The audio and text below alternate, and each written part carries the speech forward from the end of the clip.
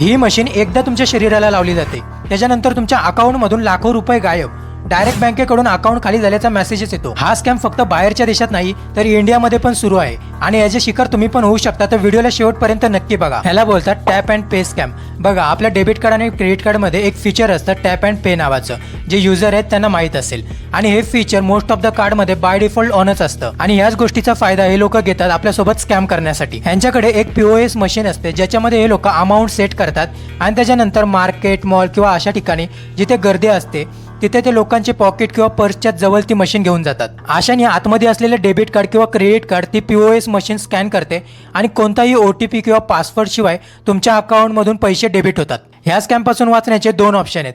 पहिलं म्हणजे तुमचं tap and pay option of करून ठेवायचं किंवा दुसरं म्हणजे तुमच्या डेबिट कार्ड आणि क्रेडिट कार्डला एक अमाऊंट सेट करून ठेवायची। बाकी ह्या नवीन स्कॅम बद्दल तुमचं काय म्हणणं आहे कमेंटमध्ये नक्की सांगा आणि अशाच व्हिडिओसाठी पेजला फॉलो करून ठेवा।